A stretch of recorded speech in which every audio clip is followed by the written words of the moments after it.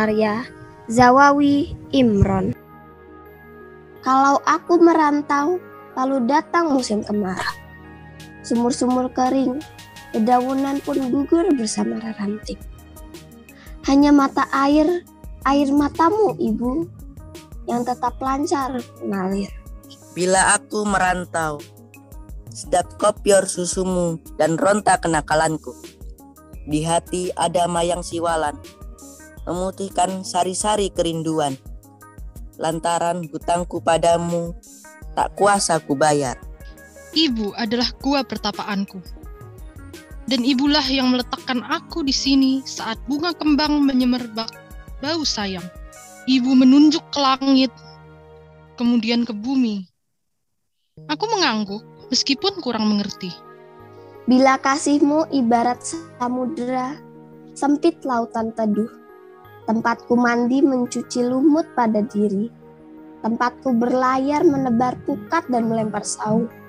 Kalau ikut ujian lalu ditanya tentang pahlawan, namamu ibu, yang kan ku sebut paling dahulu.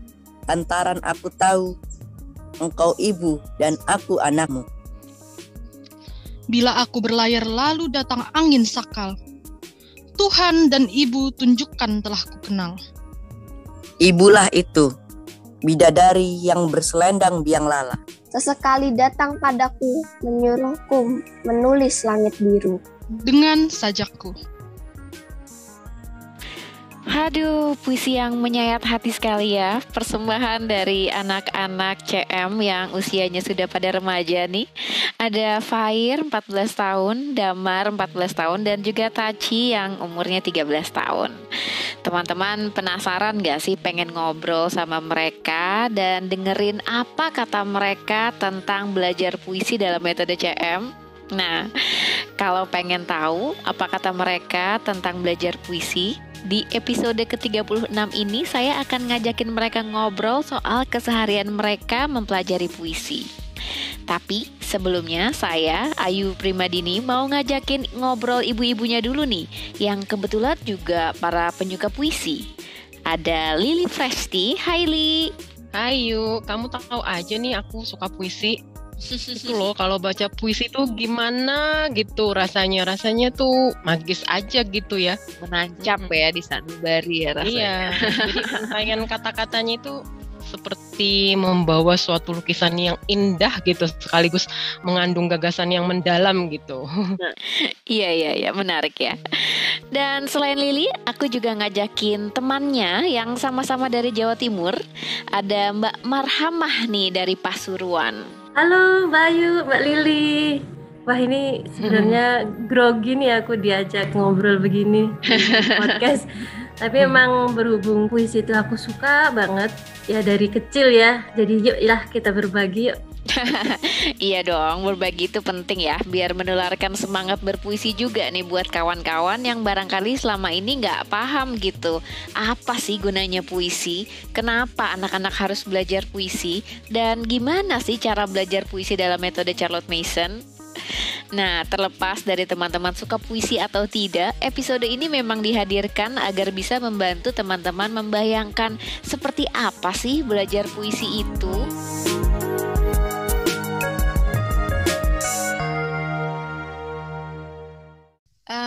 Lili, Mbak Marhamah, kalian sendiri kan katanya tadi suka puisi ya memang ya. Nah, apa sih yang bikin kalian suka puisi dan sejak kapan gitu suka puisi? Aku tuh suka puisi sejak sekitaran SMP ya. Sebenarnya itu awalnya itu karena aku suka pelajaran bahasa sih ya di sekolah gitu. Sebetulnya pengaruh guruku juga gitu. Jadi guruku ketika SMP itu membawakan pelajaran bahasanya itu pendekatannya itu kan dengan sastra gitu. Kita tuh jadi kita tuh diwajibkan baca buku gitu ya, baca buku sastra, disuruh pinjam ke perpustakaan sekolah gitu. Nah, buku sastra itu kan ada prosa, ada puisi juga gitu kan. Kalau misalnya baca buku prosa, kita suka diminta bikin resensi atau malah mendramakannya gitu ya, terus diminta menampilkan dramanya di depan kelas gitu. Nah, kalau puisi kita itu suka diminta untuk membaca puisi penyair-penyair Indonesia yang ternama gitu ya, yang membawa pengaruh gitu pada masanya gitu kan. Terus diminta juga membacanya berulang kali sampai suatu waktu kita tuh diminta mendeklamasikannya secara ekspresif di depan kelas juga gitu. Jadi dari situ kita seperti punya wawasan aja sih tentang penyair dan gagasan-gagasannya itu ya gimana gitu yang tertuang lewat puisi itu. Nah, mungkin karena awalnya sih memang ada unsur suka, antusias gitu kan, tertarik, jadinya di luar jam pelajaran sekolah juga suka eksplor sendiri gitu. Jadi suka nyari-nyari ada buku puisi lain nggak ya di perpustakaan gitu kan. Apa yang bikin kamu suka puisi, Li, waktu itu, Li? Pertama-tama itu yang kerasa banget itu ketika baca puisi itu kan seperti seperti ada cermin jiwa dan emosi kita ya gitu. Jadi kalau kita baca puisi itu seperti diajak memahami segala rupa-rupa emosi kita ya sebagai manusia gitu, tanpa harus betul-betul mengalaminya sebetulnya gitu. Jadi kalau kadang baca suatu puisi, aku ingat banget itu waktu sekolah itu baca misalnya puisinya siapa ya, Toto Sudarto Bahtiar ya, tentang gadis peminta-minta kalau nggak salah. Iya. Ingat nggak? Jadi aku masih ingat deh sekarang itu bait-bait puisinya itu gitu kan. Jadi setiap kita bertemu, gadis kecil berkaleng kecil, senyummu terlalu kekal untuk kenal duka gitu. Tengadah padaku pada bulan merah jambu, tapi kotaku jadi hilang tanpa jiwa gitu. Masih hafal ya sampai Li? Panjang, iya gitu. Jadi masih panjang gitu sih sebenarnya. Aku agak-agak lupa lagi ke bawahnya, tapi aku ingat banget gitu. Jadi waktu itu kan aku kan tinggalnya itu kan di kota kecil. Hal-hal seperti ini sebenarnya aku nggak lihat di sekitarku gitu kan. Gitu. Tapi ya gimana ya? Kok jadi nggak pernah melihat pemandangan seperti ini gitu kan? Seorang gadis peminta-minta yang masih keliaran gitu kan, malam-malam gitu kan misalnya. Karena aku tahu malam-malam karena di bait paling terakhir kalau nggak salah tuh aku ingat juga di dalam puisi itu disampaikan kalau bulan di atasnya itu tak ada yang punya gitu loh. Kalau si gadis kecil itu tuh mati gitu lah ibaratnya gitu kan, nggak berkeliaran lagi gitu. Nah itu aku tuh ikut terenyuh gitu membayangkannya gitu. Waktu itu sih aku nggak kepikir, nggak punya bayangan sama sekali tentang fragmen yang dipuisikan di situ kan. Tapi setelah besar gitu kan, aku kan merantau ke kota besar, misalnya pernah terus aku melihat gambaran yang seperti itu gitu kan. Oh iya gitu. Jadi mau nggak mau bisa ikut merasakan gitu kan. Gitu. Jadi keinget lagi ya, gitu. Begitu ketemu realitanya gitu. Puisi itu keinget ya. Iya gitu. Jadi aku ngerasa ya ketika membaca puisi, ketika kita mengalaminya langsung itu kita ya seperti kalau bahasa kita seperti validasi aja emosi kita gitu kan. Dan kalau misal pun kita nggak mengalaminya itu rasanya sensitivitas dan empati kita tuh jadi terbangun gitu. Mungkin suatu saat entah kapan kan kita merasakannya juga atau mengalaminya juga gitu. Kalau Mbak Marama gimana? Sejak kapan suka puisi dan apa sih yang bikin suka puisi? Iya, saya suka puisi itu sejak kecil, sejak SD. Jadi awalnya sih dari lomba, Mbak. Waktu itu kan seingat saya itu saya belum mengenal puisi. Tapi ketika ada Hari Pahlawan itu kan ada lomba puisi ya sekecamatan. Terus saya itu mendapat kesempatan buat ikut lomba. Nah kebetulan guru bahasa Indonesia saya itu asik banget orangnya. Oh itu sama ya kayak Lili ya. Emang guru bahasa Indonesia yang asik kayaknya jadi kata kunci ya. Iya. Terus kan waktu lomba. Kalau di sekolah ya. Waktu lomba itu aku bisa lihat ini ya ekspresi ketika kita baca puisi itu bebas, sangat personal gitu. Dan saya tuh kagum sama cara si penyair, si penulis puisi itu kalau milih diksi itu cerdas gitu loh menurut saya itu Mbak. Jadi ungkapan perasaannya ketika mengalami itu atau ketika mendapat inspirasi untuk bikin puisi itu kayak kita tangkep lewat pilihan-pilihan kata dan susunan kalimat yang ada di dalam puisi itu. Jadi sejak itu aku suka banget, ada ya sastra yang menurutku bisa mengekspresikan jiwa lewat kata-kata seperti puisi gitu. Kayak gitu Mbak. Iya, lucu ya, memang luar Tapi biasa ya. bener loh, jadi seperti apa ya, membaca puisi itu seperti puisinya itu langsung bercakap-cakap gitu kan dengan jiwa kita gitu. Iya Mbak. Jadi waktu itu aku nggak menang sih ya, cuman aku seneng karena jadi tahu ini loh puisi kayak gitu. Jadi berkenalan ya dengan puisi ya. Iya betul. Iya, aku ingat lagi tuh waktu, tahu nggak puisinya apa itu? Asrul Sani yang judulnya Surat untuk Ibu itu loh. Tahu. Kalau kita baca itu kan kita itu kan nggak terasa itu ikut berkaca-kaca gitu membayangkan relasi kita dengan ibu gitu. Suka dukanya gimana, sebel-sebelnya gimana, atau rindunya gimana kalau ketika jauh gitu kan. Ya, begitulah memang puisi ya. Aku setuju sih kayak Lili bilang tadi ya, dia memvalidasi perasaan kita gitu ya. Serasa perasaan kita diterima gitu dengan adanya puisi gitu ya. Kalau aku dulu suka puisi ini sih ya, gara-gara roman-roman gitu ya. Zaman-zaman masa muda, lagi jatuh cinta, lagi patah hati gitu kan. Terus puisi-puisi itu kan kayaknya ini ya, membaca puisi ya itu kayak ketemu temen gitu yang sama-sama merasakan hal yang sama gitu kan. Dan gara-gara puisi juga sebenarnya meredam gejolak jiwa muda gitu rasanya kan. Ya kan karena kan jadi kayak ada penyaluran gitu. Kalau ketemu puisi terus udah gitu kita ikutan nulis-nulis puisi, mengekspresikan diri lewat puisi gitu kan, jadi ada penyaluran gitu ya. Nah, itu jadi ada sarana lah untuk berekspresi gitu. Nah, kalau kalian manfaatnya apa sih ngerasain dari kesukaan puisi itu, ngerasa nggak? Kalau aku yang tadi gitu ya, jadi ngerasa kayak jiwa yang tadi bergejolak banget tuh berkat puisi jadi kayak teredam gitu, jadi lebih tenang gitu. Nah, kalau kalian ngerasain manfaat apa nggak sih dari puisi itu? Iya sih, jadi kalau puisi itu di satu sisi kan dia memang bentuk seperti yang Ayu bilang tadi, bentuk pengekspresian diri gitu ya. Pengekspresian diri dari si pembuat puisi, katakanlah si penyair gitu kan. Tapi selain itu aku lihat juga ada sisi lain ya, kalau puisi itu kan sebetulnya kan ini ya, apa ya, bagian dari kebudayaan juga gitu loh. Jadi kalau kita berbicara kebudayaan itu kan berarti kan hasil karya dan karsa manusia gitu kan. Berarti puisi ini juga sebetulnya kan pengetahuan gitu, satu sumber ilmu gitu loh. Jadi kalau kerasa ya waktu kita juga dulu atau mungkin sekarang mendampingi anak-anak gitu baca puisi, kalau ketika membaca puisi, misalnya membaca puisi siapa ya, Hairil Anwar lah kita kasih contoh ya.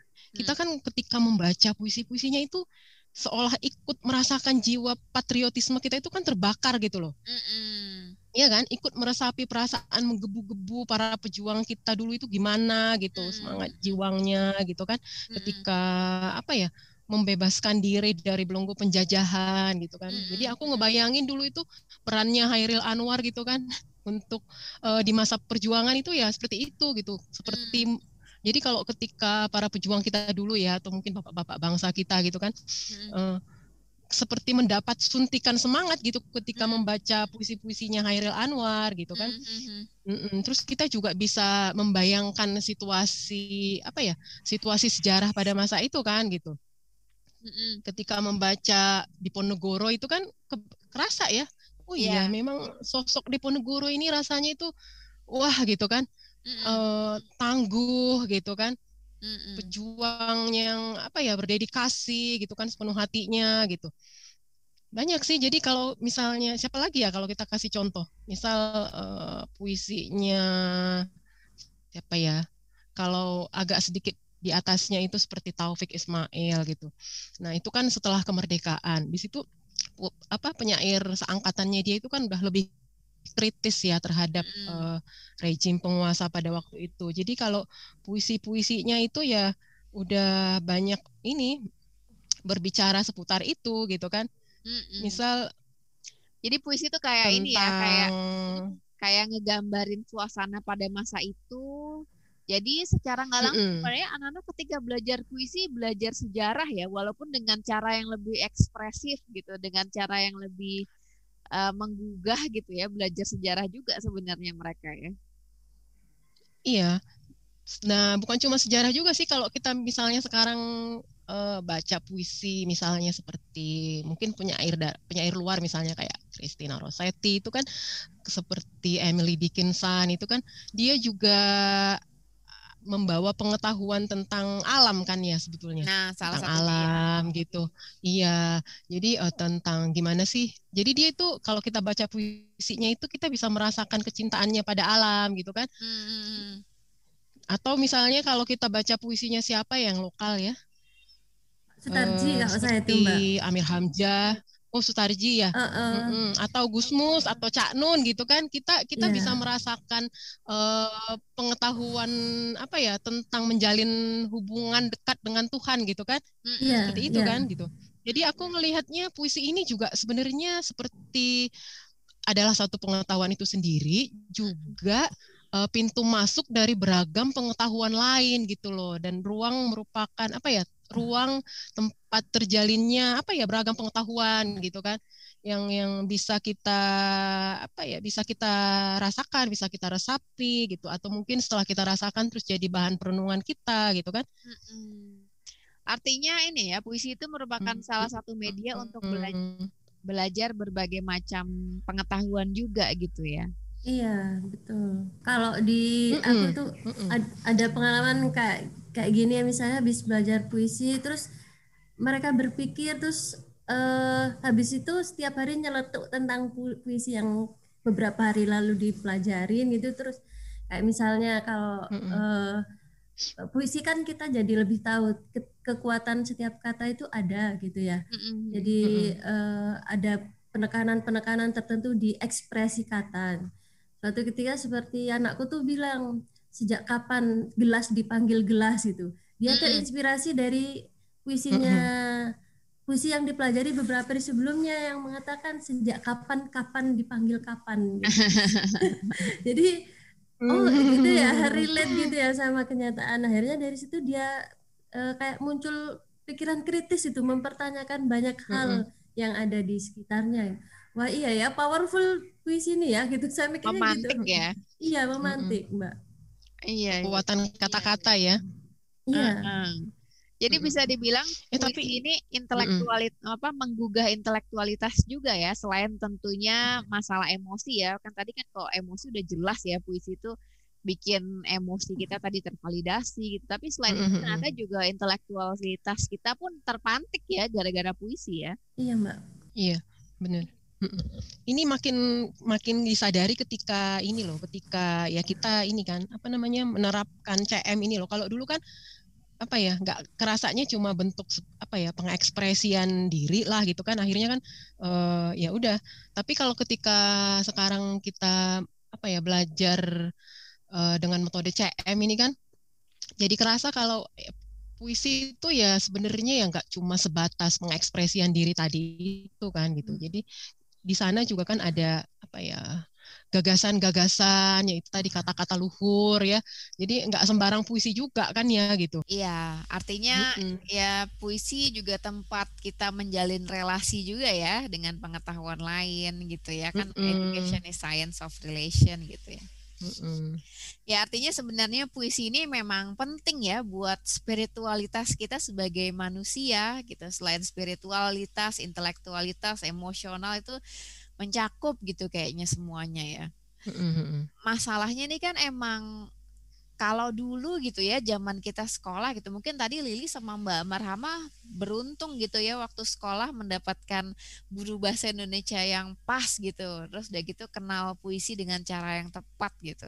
Tapi kan nggak banyak ya orang yang kayak gitu ya. Kayak aku pribadi dulu juga waktu sekolah guru bahasa Indonesia aku malah tidak passionate sama sekali gitu sama puisi gitu. Bahkan dulu pernah ada tugas silakan cari puisi gitu. Terus aku bilang kalau bikin boleh nggak?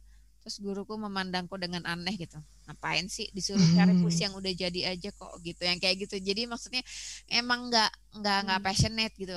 Kan banyak ya guru-guru yang kayak gitu memang. Dan ketika itu yang terjadi kan kita yang udah dewasa ini nih akhirnya tidak punya pengalaman tentang bagaimana sih sebenarnya puisi itu dipelajari gitu. Kebanyakan kan mengenal puisi ya hanya secuplik-secuplik aja gitu dari mata pelajaran bahasa Indonesia gitu. Nah, sementara kan kalau di CM ini puisi ya masuk kayak jadi mata pelajaran gitu kan. Nah, kalau kalian sendiri sebenarnya di rumah gimana? Puisi ini masuk jadi salah satu mata pelajaran akademis nggak sih? Iya. Jadi sejak anak mulai masuk pendidikan akademis ya sekitar usia 7 tahun sih kalau dulu aku memulainya. Jadi puisi itu ya jadi salah satu menu harian dari kurikulum kaya ya gitu. Ya, karena jadi menu harian, jadi kita wajib tuh memasok akal budi anak dengan ide-ide hidup kan kalau dalam bahasanya CM, dan salah satunya sumbernya itu kan dari puisi gitu. Nah, seperti tadi juga kan udah kita omongin kalau ini kan karena kita punya kesadaran juga kan ini jadi salah satu pintu masuk pengetahuan kan tentang manusia gitu kan. Terus juga merupakan ruang terjalinnya relasi beragam pengetahuan ya. Kalau dalam CM itu kita kenal ada pengetahuan tentang Tuhan, tentang manusia, termasuk sesama dan diri sendiri kan gitu, dan juga alam gitu kan. Nah, kalau dibacakan puisi secara formal itu memang sejak mulai akademis gitu. Dan harian ya, Li ya, berarti tiap hari ya? Kalau seingatku, iya tiap hari. Tapi seingatku itu sebenarnya mengenalkan puisi itu awalnya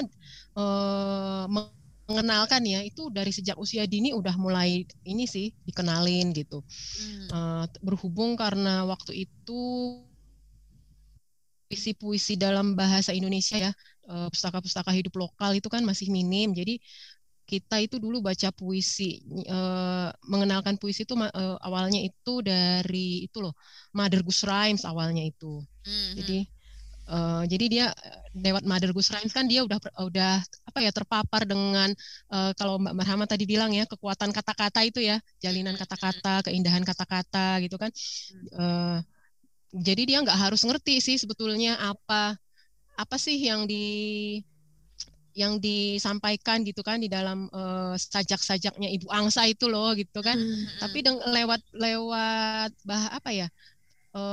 bahasanya yang indah gitu kan, dia seneng aja gitu denger rimanya misalnya gitu. Nanti lama-lama kan dia ya paham gitu loh. Terus waktu itu juga kalau nggak salah itu baca antologi puisinya Gyo Fujikawa ya, Child Book of Poems itu. Nah, dari antologi kan dia kenal kalau kenal beragam penyair dengan beragam gaya menulis puisi gitu kan. Dengan beragam gaya menyampaikan pikiran dan perasaan lewat puisi gitu kan. Nah, dari situ dia kenal tuh penyair-penyair luar. Nah, kalau yang lokal waktu itu sih kadang-kadang misalnya lagu-lagu dolanan anak gitu kan, itu kadang ya aku nggak cuma nyanyikan, kadang ya aku puisikan juga gitu. Ya aku bacakan aja gitu. Jublek suang gitu ya. Iya gitu. Bahkan ya kalau memang ya apa aja deh, misalnya kayak balonku pun ya sudah, balonku ada 5 gitu aja nggak apa-apa gitu. Gitu. Jadi dia menyimak gitu kan. Kita nggak usah mikir ribet-ribet apakah dia ngerti atau enggak gitu, tapi dia senang gitu loh, dia melihat kalau oh iya kata-kata ini kalau dijalin itu indah dan ada maknanya gitu kan. Seperti itu sih gitu. Dan kalau contohnya ya kayak misalnya si adik ini yang paling kecil itu kan karena mungkin suka ikut-ikut kakaknya juga baca puisi, jadi dia juga harus dibacain puisi gitu kan.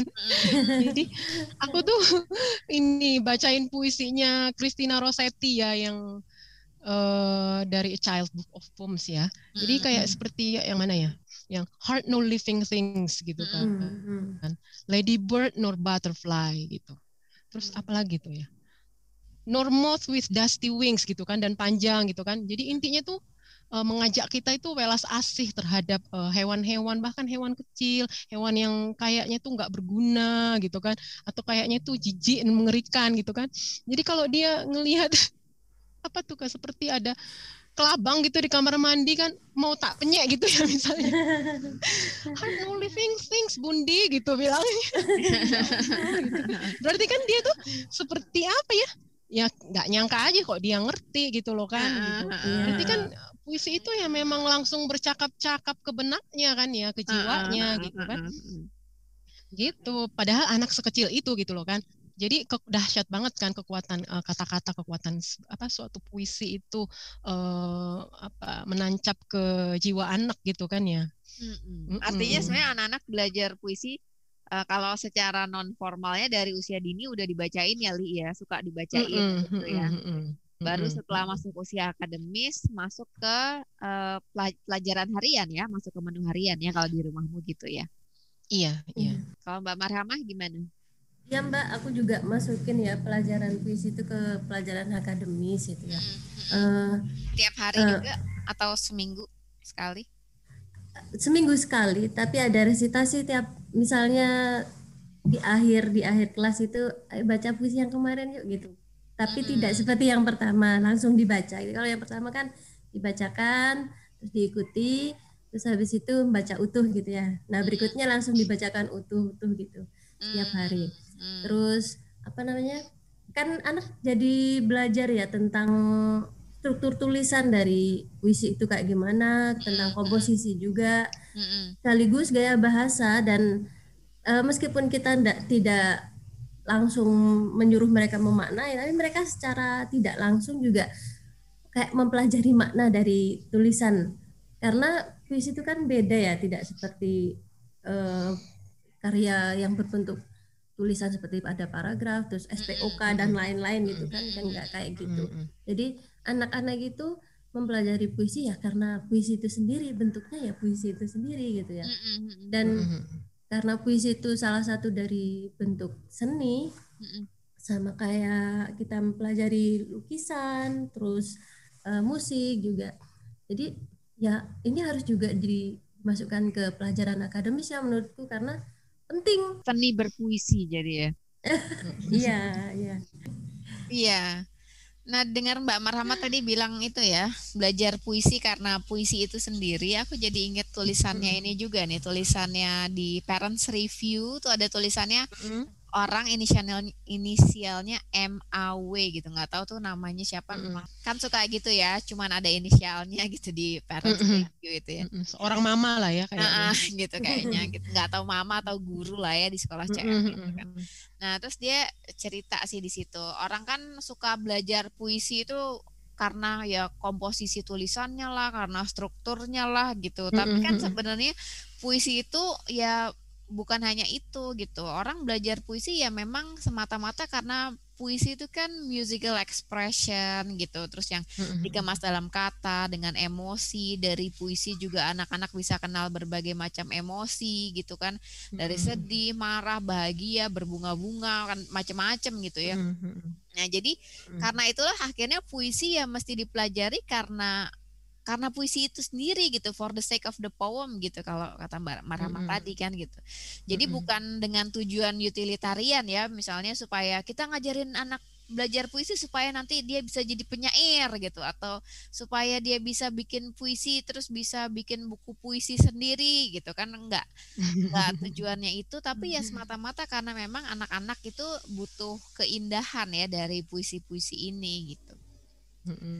Dan terus si MAW itu dia bilang sih kalau misalnya anak-anak belajar puisi itu kalau di sekolahnya CM dulu, jadi dia urutannya adalah anak-anak tuh pertama mendengar dan menikmati jalinan kata-kata yang dalam puisi itu seperti musik itu ya, jalinan kata-kata puisi itu gitu. Pertama jadi menikmati dan mendengar dan menikmati gitu kan. Nah setelah itu baru ketika dia sudah terbiasa menikmati itu, baru dia akan mempelajari tentang bagaimana emosinya tuh bergejolak gitu kan di dalam puisi itu. Nah setelah ada emosi baru nanti dia akan mampu lagi untuk memahami apa sih maknanya gitu. Jadi menurut dia secara natural ordernya tuh gitu, urutannya tuh kayak gitu. Jadi menikmati rangkaian kata-katanya, abis itu mengerti emosinya, abis itu baru mengerti maknanya gitu. Nah, akhirnya menurutku satu hal yang menarik di sini artinya ketika membaca puisi itu anak-anak nggak perlu buru-buru dipaksa untuk memahami maknanya tuh apa sih gitu ya, kecuali kayak kasus anaknya Lili tadi kan, maksudnya Lili nggak maksa juga kan untuk dia paham ternyata, tapi dia paham gitu kan ya. Tapi kan sebenarnya banyak pengajaran puisi di sekolah gitu kan yang yang ngajarin anak-anak untuk ayo ini ada puisi begini, coba menurutmu maknanya apa nih dari puisi ini gitu kan. Padahal dia enjoy dengan puisinya aja belum gitu kan, tapi dia udah dipaksa untuk memahami apa nih maknanya gitu. Nah kan kayak gitu-gitu akhirnya bikin anak-anak jadi tidak cinta puisi ya. Jadi puisi itu sesuatu yang aduh ini apa sih, susah lah dimengerti gitu kan. Orang ya kita bacaan yang biasa aja kadang-kadang anak-anak susah ngerti gitu kan, apalagi bacaan puisi yang memang kalimatnya implisit semua gitu kan. Nah dia ya itu enjoy sama kalimat demi kalimatnya aja belum, udah dipaksa untuk memahami maknanya gitu. Iya benar-benar. Jadi kayak zaman kita sekolah dulu itu berarti kebalik ya. Makanya banyak orang nggak suka puisi kan gitu. Iya. Jadi kalau dulu kita itu belajar puisi itu malah sibuk membedah puisinya duluan ya. Jadi kayak aktivitas mikir dulu gitu ya, alih-alih menikmati ataupun merasakan gitu ya. Kayak gitu apa itu istilahnya itu dulu suka nggak tuh diminta misalnya membaca puisi terus coba cari unsur intrinsik dalam puisinya apa gitu kan. Aku sampai sekarang nggak kan tahu disuruh intrinsik itu artinya menganalisa kan ya. Iya, tapi itu kan kita disuruh mikir gitu loh, disuruh mikir menganalisa apa sih maknanya puisi gitu kan. Jadi ya itu yang tadi tak bilang itu kok udah moro-moro kita kita disuruh langsung mikir gitu. Belum juga kita bisa merasakannya gitu kan ya, belum juga kita menikmatinya gitu. Itu akhirnya ya udah gitu kan. Nah hal-hal kayak gitu kan yang tadi bikin orang itu ya akhirnya jaga jarak kan sama puisi, nggak mencintai puisi gitu kan. Terus keinget juga tuh dulu itu kalau belajar puisi tuh kita disuruh nyari bentuk rimanya tiap bait gitu. Ingat nggak? Jenis majas gitu kan. Atau ini kita diminta ngapalin puisi tanpa lebih dulu kita itu punya kedekatan emosi tadi itu ya, menjalin relasi dengan puisinya kan. Seringnya tuh kita disuruh bikin puisi dadakan terus dikasih tema pula, inget nggak? Iya, inget. Itu kayak beban banget ya buat anak-anak ya. Iya gitu. Dan itu tuh kayak apa ya? Alih-alih kayak suntikan semangat ke jiwa kita, kok malah jadi tertekan gitu jiwanya gitu ya. Jadi kontraproduktif malahan gitu. Gitu. Jadi kok jadi belajar puisi itu kesannya teknis banget ya, mekanis gitu. Nah itu sih yang sepertinya kalau di sekolah sekarang kurang tahu juga apakah gimana pendekatannya, masih sama seperti kita sekolah dulu atau enggak tuh gimana? Sepertinya sih masih ya Mbak, kan biasanya momen tertentu ada lomba baca puisi gitu ya. Sebenarnya sih nggak gitu juga ya, puisi harus dilombakan ya, bukannya nggak bagus-bagus ini ya Mas, nggak ada masalah sebenarnya dengan lomba, cuman kalau tujuannya lomba itu kok biar ada yang menang gitu, terus kemudian ada yang kalah, beralih dari tujuan awal supaya anak mencintai puisi itu sendiri gitu ya. Aku pernah lihat itu anak yang habis baca puisi, tapi ketika selesai baca dibacakan pemenangnya, dia malah nangis karena dia kalah gitu. Sedangkan dia merasa dia sudah totalitas. Loh, ada apa gitu ya? Kok sepertinya menikmati puisi bukan ke puisinya tapi ke ajang perlombaannya itu kan sudah melenceng ya dari tujuan awalnya gitu ya. Terus aku kan jadi ingat ketika suatu waktu kemarin itu ya, ketika anak-anak di CMI di Jakarta menginisiasi ada malam deklamasi, tuh anak-anak senang semua, coba ekspresinya tuh natural dan kayak wah ini seru banget dan ketagihan tuh anak-anak minta kapan ada lagi gitu ya. Jadi bukan malah dinilai siapa yang menang, siapa yang kalah, kan nggak enak ya dengarnya kayak gitu. Setiap anak kan sebenarnya bebas mengekspresikan dengan gaya mereka sendiri, dengan ekspresi mereka sendiri yang tentunya itu sangat personal. Jadi rasanya menyentuh sanubari mereka gitu, Mbak. Iya, artinya anak-anak berarti memang sebenarnya butuh ya ruang untuk berpuisi gitu ya. Tapi kan bukan berarti itu lantas dilombakan ya, karena tanpa ada reward sekalipun sebenarnya anak-anak udah suka kok ya sama puisi itu sebenarnya. Iya. Kan? Iya, anak juga kan itu apa ya, kalau kata CM kan born person gitu kan.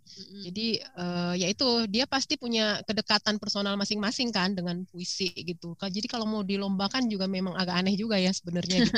Kriterianya pasti kan balik-baliknya teknis lagi kan nanti gitu. Kriteria juri ya. Ya, mimik misalnya mimik, intonasi gitu. seperti itu kan gitu. Iya, betul. Iya gitu. Padahal ya namanya mimik kan born person ya, maksudnya nggak semua harus ekspresif banget gitu kan, ya beda-beda anak-anaknya. Iya, nggak bisa dibandingkan kan. Iya Mbak, aku setuju banget itu Mbak, karena di 3 anakku ini ya beda-beda waktu baca puisi.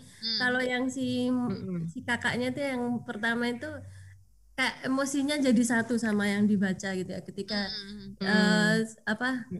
dia ada puisi yang mengkritik pemerintah, dia juga kayak marah gitu ya. Tapi yang nomor 2 ini si Mbak Salma itu kalem aja baca puisi ya, dibaca dia meresapi itu tapi kalem gitu ya. Sedangkan yang di Adit ini yang sangat ekspresif ya? Ekspresif banget yang ketiga ini kayak gitu Mbak.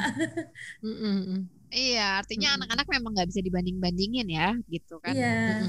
Jangankan anak dari lain keluarga, anak dari keluarga yang sama aja bisa sangat berbeda-beda gitu kan ya. Jadi poin pentingnya tadi ya, di memurnikan tujuan dari kenapa sih belajar puisi itu penting gitu ya. Kalau kenapanya ini belum bisa dijawab, terus kita jadi akan mudah terintimidasi kan. Ya tadi misalnya lihat, wah itu di IG ada yang share anaknya lagi baca puisi, aku juga pengen anakku bisa baca puisi kayak gitu. Terus kan kita paksa gitu jadinya anaknya supaya mirip sama anak itu gitu kan. Jadi kan apa ya, itu kan terjadi karena memang fondasi belajar puisinya barangkali kurang kuat ya. Artinya perlu dikuatkan dulu nih fondasinya, sebenarnya tujuannya apa sih belajar puisi gitu. Dan sambil terus kita pegang prinsip-prinsip CM itu ya, prinsip CM kayak tadi ya, children are born person gitu kan. Terus belajar puisi pun harus gentle art of learning gitu kan. Kayak tadi CM kan juga bilang kan, jangan dipaksa gitu, tadi Lili bilang kan, jangan dipaksa gitu kan, harus ya pelan-pelan aja, mulai dari sedikit-sedikit gitu. Nah kalau CM kan sebenarnya ada ya, kadang-kadang kan CM memberi gambaran ya, dalam buku-bukunya kan CM memberi gambaran tentang teknis-teknis pembelajaran akademis ya, termasuk kan soal puisi ini. Nah kalau kalian belajar belajar puisi dalam sesi akademis gimana nih biasanya? Iya, CM kan memang working philosophy gitu kan. Jadi selain kita jadi lewat prinsip-prinsipnya kita jadi memahami tentang tujuan belajar sesuatu, dalam hal ini puisi, tentu ada juga kan memberikan langkah-langkah teknik kan supaya kita bisa mempraktekkannya gitu ketika menjalani jam-jam belajar akademis. Nah, itu tapi teknisnya itu sebenarnya sangat fleksibel gitu. Cuma asalkan kita tetap pegang pada prinsip-prinsipnya, seperti yaitu tadi pertama ya kita ini membacakan puisi untuk anak itu dalam porsi kecil aja ya kan. 1 atau 2 puisi, 1 puisi yang rutin setiap hari, atau bisa 2 puisi misalnya ya, ditambah misalnya puisi yang anak suka hari itu dibacakan, yang ataupun untuk mau diulang-ulang dibaca gitu kan, boleh gitu. Terus otomatis kalau misalnya porsinya kecil itu kan berarti jam belajarnya juga singkat gitu kan. Terus pertama-tama tuh ya kita bisa mulai dari yang ini sih, yang memang bisa kita lakukan, yang udah belah gitu. Jadi kalau misalnya kita kita ada buku puisi apa dari penyair lokal yang sudah kita punya gitu misalnya, ya kita bisa mulai dari situ.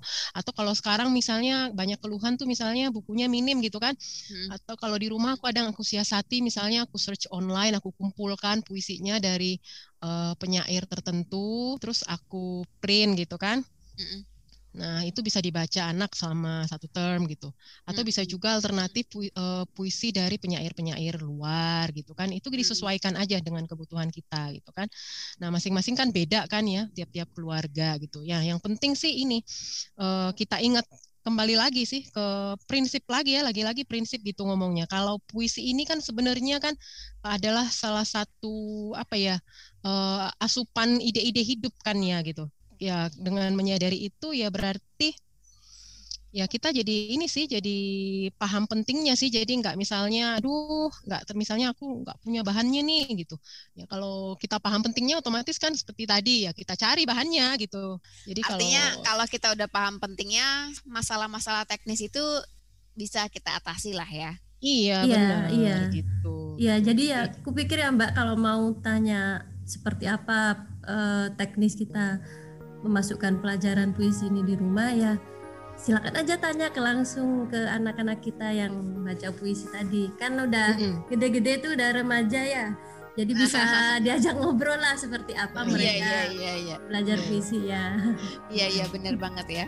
Karena memang ya secara teknis barangkali di rumah kan beda-beda ya. Barangkali ya benar kata Mbak Marhamah nih, lebih pas kalau kita tanya mereka langsung ya, sebenarnya gimana sih mereka belajar puisi di rumah masing-masing gitu ya. Oke, teman-teman pendengar jangan kemana-mana dulu, karena habis ini aku mau panggilin Fair, Taci, dan Damar ya untuk ngajakin mereka ngobrol soal proses mereka belajar puisi.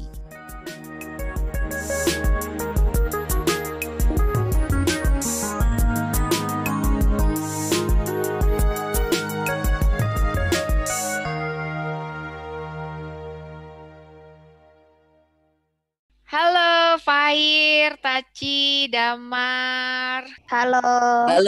Apa kabar Hai. nih? Baik, Tante. Baik ya. Iya, makasih ya tadi udah baca puisi ya. Keren-keren banget loh baca puisinya loh. Nah, karena kalian udah baca puisi, jadi ini mengundang rasa penasaran nih kayaknya ke teman-teman pendengar gitu, ke Tante dan juga ke teman-teman pendengar ya. Sebenarnya gimana sih kalian nih belajar puisi? Nah, makanya kita pengen ngobrol nih hari ini nih. Kalau kalian suka nggak sih sebenarnya belajar puisi? Suka sih. Suka. Tante. Nah, apa yang kalian suka dari belajar puisi? Kalau Fire sih suka belajar sih karena kan belajar puisinya beda-beda tuh. Tiap puisi itu punya inspirasi dan ide yang beda-beda. Dan aku jadi bisa belajar beragam hal dari baca puisi ya. Karena tiap penyair itu punya inspirasi yang beda-beda dan tiap puisi juga punya cerita yang beda-beda. Puisi itu juga kayak semacam cerita gitu, cuman kan nggak dengan dialog-dialog atau plot seperti cerita-cerita dongeng di buku-buku. Jadi kalau mau menulis puisi itu malah lebih mudah daripada menulis cerita karena nggak butuh memikirkan plot-plot dan dialog-dialog. Dan itu aku suka karena dia mirip cerita. Oke, jadi karena baca puisi akhirnya jadi kayak baca cerita juga gitu ya, Fair ya? Iya, persis gitu. Oke, menarik. Kalau Taci, kenapa suka puisi? Kalau aku tuh nggak tahu, dari dulu tuh suka rima. Ya sama kayak Fire juga sih, kadang suka cerita ya, puisi-puisi. Kadang puisinya kan banyak yang kayak bercerita gitu, ceritanya menarik gitu. Jadi sukanya karena ceritanya atau karena rimanya? Dua-duanya. Dua-duanya ya, oke. Kalau Damar? Aku sih sebenarnya alasannya sama kayak Fair. Karena tiap puisi itu memiliki cerita yang berbeda-beda dan mempunyai situasinya sendiri. Walaupun dia singkat, namun kalau dibuat jadi cerita di buku itu bisa menjadi satu buku tebal gitu. Oke, jadi kalau satu puisi dibikin cerita tuh bisa jadi satu buku gitu ya, Damar ya? Iya. Oke. Kalau belajar puisinya sebenarnya di rumah kalian gimana sih? Ya, aku belajar puisi dari membaca bukunya. Hmm. Jadi misalnya mau belajar puisinya Eyang Sapardi, Mm-mm. buka bukunya Eyang Sapardi itu, lalu Hmm. dibaca Hmm. dan ditulis, Hmm. disalin. Tapi kalau nggak punya bukunya, biasanya buka dari YouTube. Hmm. Itu sih. Oke, jadi setiap puisi disalin ya? Nggak setiap sih, kalau masih ada waktu saja. Oke, kalau masih ada waktu disalin gitu ya. Tapi di luar pelajaran juga kadang nyalin puisi. Oke, kenapa tuh disalin emangnya? Karena melatih penulisan aku juga, karena aku nulisnya kadang nggak rapi gitu. Jadi kalian melatih bahasa dan cara nulisku. Oke, jadi sekalian copy work lah ya gitu ya puisinya ya. Iya. Oke, kalau Fair? Aku sih mirip-mirip Damar gitu ya, Tante. Jadi buka puisinya di buku, kalau enggak buka langsung di internet. Terus habis itu dibaca, dipahami juga. Jadi kalau belum paham ya dibaca sekali lagi sampai paham maknanya apa, ceritanya apa, Mm-mm. kemudian dinarasikan. Dinarasikannya itu gimana tuh? Begitu, Tante. Gimana cara menarasikan puisi? Jadi menarasikan puisi ala Fair ya, Mm-mm. baca puisinya, dipahami, terus diceritakan kembali. Puisinya tuh menceritakan tentang Mm-mm. apa yang ingin disampaikan oleh sang penyair lewat puisi itu. Mm-mm. Ya begitu, Tante. Oke. Jadi selain resitasi juga di ini ya, resitasi juga nggak? Oh iya, Tante. Oh, jadi selain resitasi dan juga narasi gitu ya puisinya ya. Ya, Oke. Kalau Taci gimana Taci? Biasanya kalau aku itu satu term satu penyair. Mm-mm.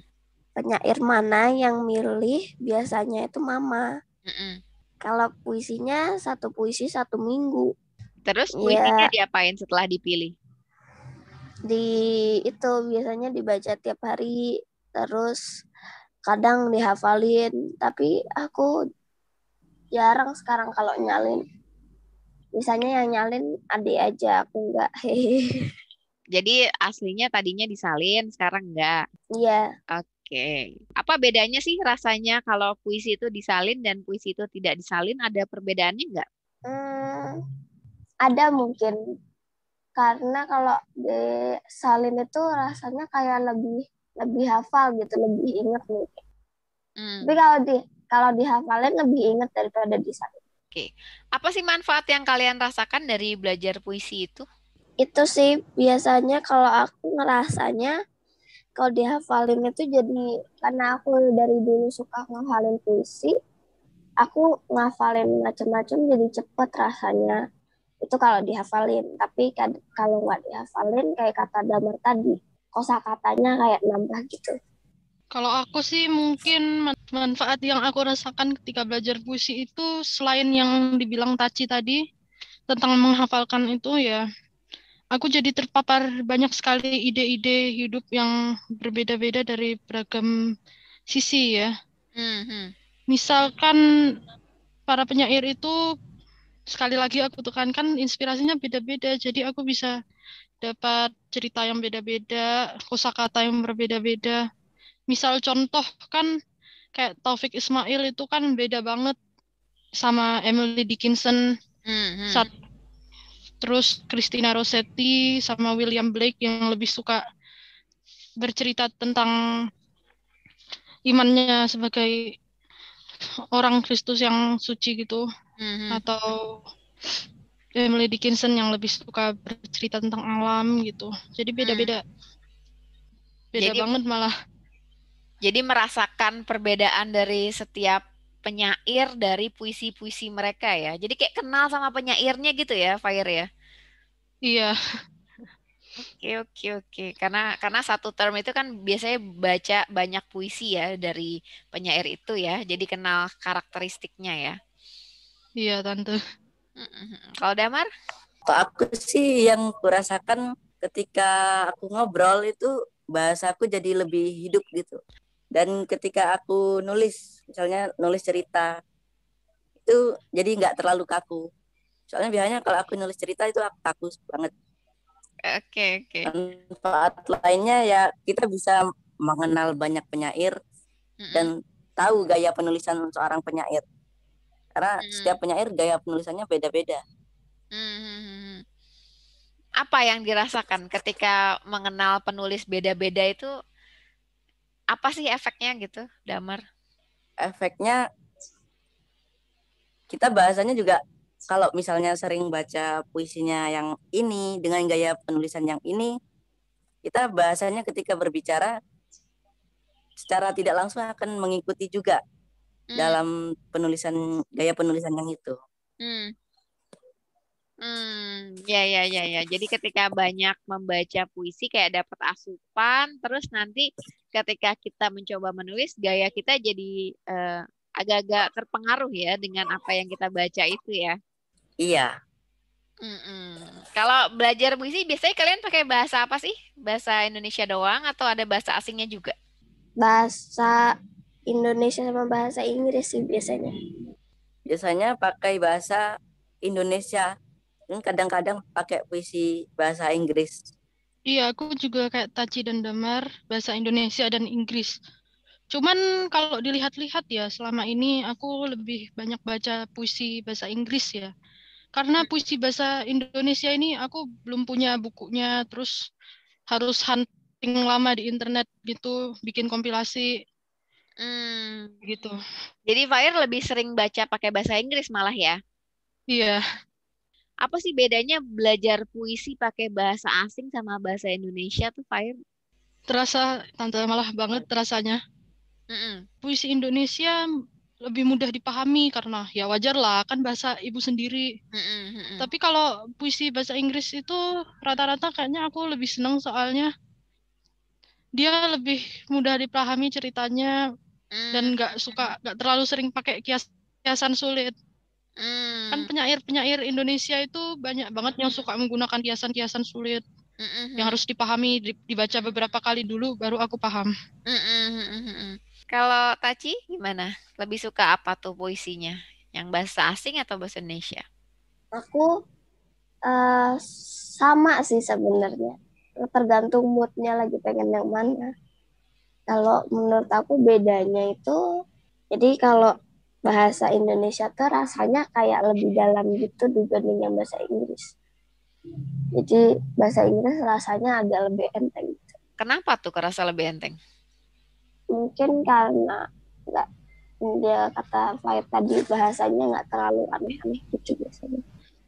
Kalau aku lebih suka bahasa Indonesia sih. Hmm. Karena kalau bahasa Inggris itu walaupun mudah dipahami, cuman kalau pengucapannya itu aku suka kebelit-belit lidahnya. Jadi lebih Dan sulit ya. iya, lalu bedanya dari puisi Indonesia sama Inggris, menurutku kalau puisi bahasa Inggris itu ceritanya lebih ke alam misalnya, atau suatu keadaan, atau misalnya iman gitu. Kalau yang aku pelajari. Hmm. Kalau Indonesia yang seringnya aku pelajari itu puisinya tentang perjuangan, Hmm. kemerdekaan, kesengsaraan, seperti Lebih kelam gitu ya itu. puisi-puisi yang bahasa Indonesia ya. Iya, aku juga setuju sama Damar gitu. Heeh, heeh, heeh. Oke, jadi mungkin ya itu tadi Taci bilang lebih enteng karena puisi berbahasa Indonesia tuh umumnya lebih ini ya, lebih kelam gitu ya, lebih banyak protes, penderitaan kayak gitu-gitu ya. Dan Iya, mungkin para penyairnya itu juga menulis bukan untuk anak-anak kayak kita ya, tapi untuk orang-orang dewasa. Nah, bisa jadi ya gitu. Karena kan kalian baca puisinya juga puisi sastrawan lokal yang memang bukan menulis untuk anak-anak ya. Iya, Tante. Iya, Siapa aja tuh? Kalian udah pernah pelajarin puisi siapa aja kalau dari penyair Indonesia? aku seringnya itu Gusmus, Hmm. Pak Zawawi Imron, Hmm. Khairil Anwar, sama Eyang Sapardi. Wah, bagus tuh, Damar. Kalau aku soalnya belum terlalu banyak baca buku puisi Indonesia. Aku bacanya antologi, Tante. Jadi Hmm. Hmm. Hmm. satu buku tuh ada macam-macam puisi, penyairnya beda-beda. Hmm. Kalau yang pernah aku baca secara spesifik itu baru Taufik Ismail sama Sanusi Pane. bukunya mereka berdua ya, yang spesialis satu buku gitu ya. Iya. Kalau aku biasanya udah belajarnya maksudnya Chairil Anwar, Sapardi Djoko Damono, Amir Hamzah, Rendra, Sutarji, Taufik Ismail, Abdurrahman Faiz, Muhammad Yamin. Oke, terus kalian siapa penyair Indonesia favorit kalian dan kenapa kalian suka sama penyair itu? Kalau aku sih, pendapatku menurutku ya, aku paling suka Taufik Ismail. Kenapa? Karena kalau banyak penyair Indonesia lain tuh suka menggunakan bahasa-bahasa yang indah, berbelit-belit, susah dan harus dipahami 2 kali dulu baru aku ngerti. Si Taufik Ismail ini ngomongnya lugas, tegas, dan langsung to the point. Kalau aku Khairil Anwar. Karena puisinya itu kalau ketika aku membaca terasa kayak terbawa ke dalam puisi itu. Jadi lebih mudah dirasakan keadaan di dalam puisi itu. Kalau aku sukanya itu Sapardi Djoko Damono. Soalnya Sapardi Djoko Damono tuh biasanya puisinya lucu-lucu gitu loh. Kayak berceritanya mirip-mirip. Maksudnya bercerita dan ceritanya tuh unik gitu biasanya. Jadi aku suka. Oke, Taci suka puisi yang lucu-lucu ya soalnya ya. Iya. Tapi juga kadang-kadang Sapardi rimanya juga banyak. Jadi aku suka kadang buat bikin puisi nyari rimanya di bukunya dia. Oke, puisinya Sapardi banyak yang berima gitu ya. Terus kalian suka bikin puisi juga nggak? Suka dong. Aku nggak pernah sih bikin puisi. Oh, Damar nggak pernah?